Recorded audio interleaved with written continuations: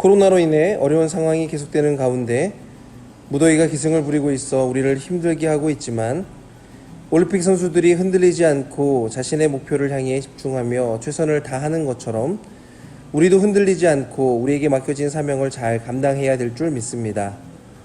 주일 예배 잘 드리셨는지요? 오늘도 변함없이 담임 목사님의 설교를 함께 나누길 소망합니다. 부여잡는 믿음 2 로마서 8장 28절에서부터 30절 말씀입니다. 이사야 7장 말씀에 보면 당시 아람 왕 르신과 이스라엘 왕 베가가 예루살렘을 침공하는 일로 인해서 왕과 백성의 마음이 숲이 바람의 흔들림같이 흔들렸습니다. 하나님께서는 그들에게 만일 너희가 굳게 믿지 아니하면 굳게 서지 못하리라 말씀하시며 강력한 믿음을 요구하셨습니다. 어려움이 있을 때 필요한 것은 믿음입니다. 그래서 우리에게 지금 필요한 것도 믿음이어야 합니다. 믿음으로만 굳게 설 수 있습니다. 그 중에서 부여잡는 믿음이 우리에게 필요합니다.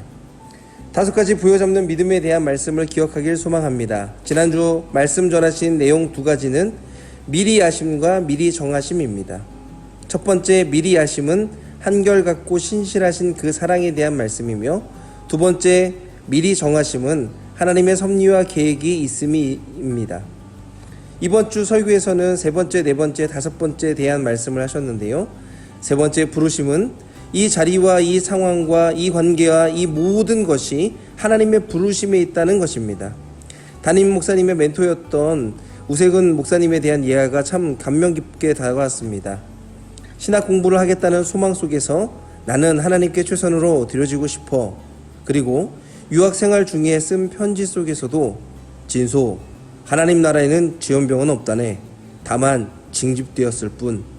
이런 표현을 함께 나눌 때 하나님의 부르심에 대한 부분을 증명한 목회자의 삶이 느껴져 참 은혜가 되었습니다. 그렇습니다. 하나님께서는 우리에게 이 자리와 상황과 관계 모든 것을 맡기시고 부르셨습니다. 4번째, 의롭다 하심입니다. 회개하면 회복시키는 은혜가 의롭다 하심입니다. 우리가 잘 아는 돌아온 탕자 비유의 핵심은 용서하시는 하나님 아버지의 은혜를 설명하고 있습니다. 돌아오기만 하면 회복시키겠다는, 분명히 용서하시겠다는 하나님의 마음입니다. 5번째는 영화롭게 하심입니다. 로마서에서 강조한 단어 중 하나가 바로 영광이라는 단어입니다. 시편 19편을 신학자 C.S. 루이스는 가장 위대한 서정시 중에 하나라고 꼽았는데요. 하늘이 하나님의 영광을 선포하고 궁창이 그의 손으로 하신 일을 날은 날에게 말하고 밤은 밤에게 지식을 전하니 라는 그런 표현 속에서 영광을 선포하는 삶이야말로 믿음이 있는 삶을 의미합니다. 그래서 영광, 헬라어 이 독사조라고 하는 단어는 하나님의 영광에 참여한다라는 뜻이 있습니다. 사랑하는 화평마을 성도 여러분, 힘들고 어렵고 괴로운 일들이 있지만 주님께서 주시는 믿음과 그 부여잡고 흔들리지 않는 신앙 속에서 또 열심히 승리하는 삶이 되시길 주님의 이름으로 축원합니다. 화평